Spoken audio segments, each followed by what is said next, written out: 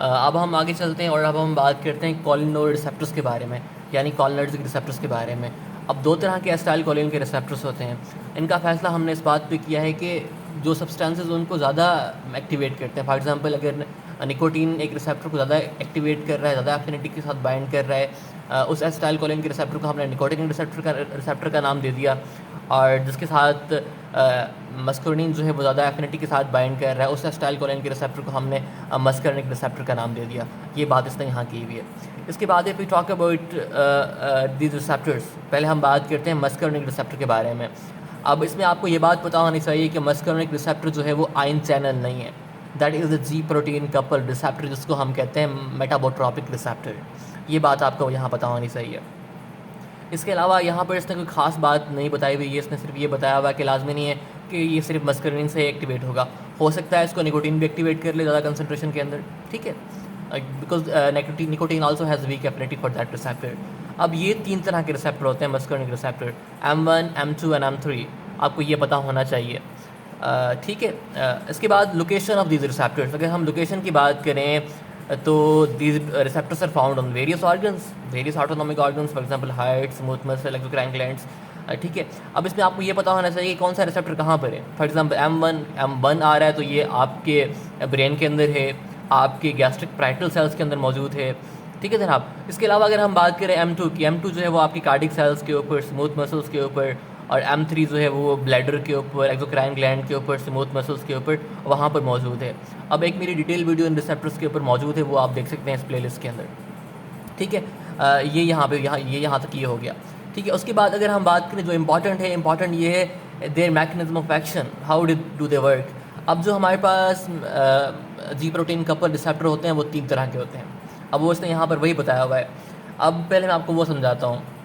एक होते हैं हमारे पास GQ कपल रिसेप्टर, एक होते हैं GI वाले जो जी प्रोटीन कपल रिसेप्टर होते हैं, और दूसरे होते हैं GS वाले, ठीक है जनाब। अब इसने ये हमारे पास ये बात यहाँ पर की हुई है, जो हमारे पास M1 और जो M3 रिसेप्टर हैं वो GQ वाले मैकेनिज्म से काम करते हैं। अब GQ वाले रिसेप्टर हमारे पास क्या करते हैं, वो फास्फोलाइपेज C को एक्टिवेट करते हैं, ठीक है, फास्फोलाइपेज C। अब फास्फोलाइपेज C हमारे पास क्या करता है, 2 सेकंड मैसेंजर्स प्रोड्यूस करवाता है।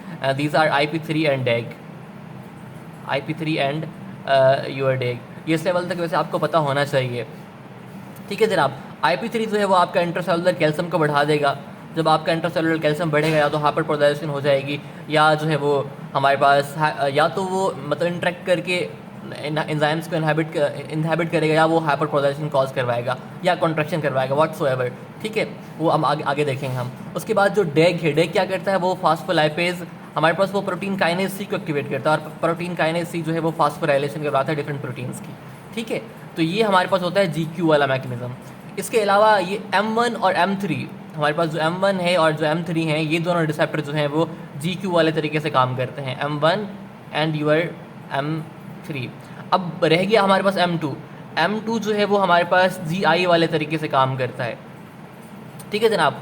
अब GI वाला क्या करता है, ये हमारे पास एक एंजाइम होता है एडेनाइलेज साइक्लेज। एडेनाइलेज साइक्लेज हमारे पास क्या करता है, वो वो ATP को कन्वर्ट करता है साइक्लिक GMP के अंदर, ठीक है। तो ये क्या हमारे पास क्या करता है GI वाला, ये एडेनाइलेज साइक्लेज की एक्टिविटी को इनहेबिट करता है। एडेनाइलेज साइक्लेज को ये क्या करेगा, ये इनहेबिट कर देगा। तो हमारे पास फिर साइक्लिक AMP नहीं बनेगा। जब साइक्लिक AMP नहीं बनेगा तो हमारे पास कॉन्ट्रैक्शन नहीं होगी, ठीक है जनाब। तो ये वही बात इसने यहाँ पर बताई हुई है कि हमारे पास जो M2 वाला सब टाइप रिसेप्टर है, वो कार्डिक सेल्स के ऊपर आपको बता चुका हूँ वो मौजूद होता है, और वो क्या करता है, जी प्रोटीन, वो हमारे पास वो वाला जी प्रोटीन, क्योंकि वो GI वाला है तो वो हमारे पास क्या करेगा, वो एडेनाइलेज साइक्लेज को इनहेबिट करेगा, और हमारे पास क्या होगा, साइक्लिक AMP नहीं, साइक्लिक GMP नहीं बनेगा, ATP से और कॉन्ट्रैक्शन नहीं होगी। साथ में वो ये करवाता है कि वो पोटेशियम की कंडक्टर्स को बढ़ा देता है। इससे हमारे पास क्या होगा कि सेल अगेन हाइपरपोलराइज हो जाएगा और वो एक्टिवेट नहीं हो पाएगा। दैट्स वाई ये वाला रिसेप्टर जब एक्टिवेट होता है तो आपके हार्ट की कॉन्ट्रैक्शन कम हो जाती है, ठीक है जनाब। तो ये बात यहाँ तक इसने ये बताया हुआ है। अब उसके बाद एक इसने बताया हुआ है मस्कुलिनिक एगोनिस्ट की इसने एग्जांपल दी हुई है, पाइलोकार्पिन की इसने एग्जांपल दी हुई है, वो अब आगे डिटेल में हम पढ़ेंगे। वो ये बता रहा है कि वो नॉन सेलेक्टिव मस्कुलिनिक एगोनिस्ट है, वो इसमें हम जीरो ऑस्मिया को ट्रीट करने के लिए या ग्लाइकोमा को ट्रीट करने के लिए इस्तेमाल करते हैं। तो इसमें ये इतनी कोई इंपॉर्टेंट बात नहीं है, ये हम आगे डिटेल में पढ़ेंगे। उसके बाद आते हैं निकोटिनिक रिसेप्टर के ऊपर। निकोटीन रिसेप्टर के बारे में जो है ना वो आपको ये पता होना चाहिए, जो इम्पॉर्टेंट है, कि ये किस तरह का रिसेप्टर है। Nicotine receptor is not a ji protein couple receptor, it is ion channel. ठीक है जनाब, ये हमारे पास आयन चैनल है, और साथ में वो कहता है इसको सिर्फ हमारे पास निकोटीन ही नहीं, जबकि इसको मस्कुलिन भी थोड़ा बहुत एक्टिवेट कर सकती है, लेकिन इसके बाद ज़्यादा एफिनिटी होती है निकोटीन की। अब ये बात आपको बता दी मैंने, ये बहुत इंपॉर्टेंट है कि ये आयन हमारे पास आयनोट्रॉपिक रिसेप्टर या ये आयन चैनल होता है, लाइगेंड गेटेड आयन चैनल होता है। ठीक है, जब एसिटाइल कोलिन इसके साथ बाइंड करती है या निकोटीन बाइंड करती है तो ये ओपन हो जाता है और इसमें से सोडियम जो है वो एंटर होना शुरू हो जाती है। ठीक है, और सोडियम की एंट्री जब होती है तो आपको पता है जब सोडियम एंटर होती है तो डीपोलराइजेशन होती है। ठीक है जनाब, और सेल डीपोलराइज होता है और एक्शन पोटेंशियल चलना शुरू हो जाता है। अब इसने ये एक इम्पॉर्टेंट बात यहाँ बताई हुई है कि लो कंसनट्रेशन में तो हमारे पास क्या होगा, वो निकोटीन जो है वो इसको एक्टिवेट करेगा। ठीक है, अगर हाई कंसनट्रेशन में आ जाएगा तो निकोटीन बढ़ जाएगा और सेल जो है वो इनको डीएक्टिवेट कर देगा। डीएक्टिवेट इस तरह कर देगा कि ये बहुत ज़्यादा डीपोलराइज हो जाएंगे, तो इन सेलों को रीपोलराइज होने का टाइम ही नहीं मिलेगा, तो इसको हम कहते हैं डीपोलराइजेशन ब्लॉकेज।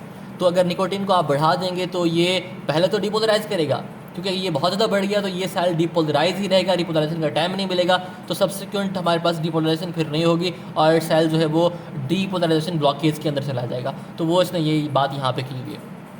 ठीक है, अब इसने फर्दर ये बताया हुआ कि निकोटीन रिसेप्टर की फर्दर 2 टाइप्स होती हैं। वो निकोटीन रिसेप्टर जो आपके सीएनएस और एड्रेनल मेडुला ऑटोनोमिक गैंग्लियाज के अंदर पाए जाते हैं उनको हम कहते हैं एनएन वाले निकोटीन रिसेप्टर, और जो आपके न्यूरोमस्कुलर जंक्शन पे पाए जाते हैं between skeletal muscles and nerve fibres, उनको हम कहते हैं एनएम। यानी 2 तरह के निकोटीन रिसेप्टर्स आपको इसने यहाँ बता दिए हैं। ठीक है, यहाँ तक अब हमने बात कर ली। अब वो कहता है निकोटीन रिसेप्टर्स, ठीक है, ये यहाँ वो ये बता रहा है कि for example ganglionic nicotine receptors are selectively blocked by, ये ब्लॉकर्स के बारे में बताया हुआ है। ये अब आगे जब हम पढ़ेंगे तो इनकी डिटेल में डिस्कशन करेंगे, एट्राक्विनियम की, ये सारी हम आगे बात करेंगे। ठीक है, थैंक यू।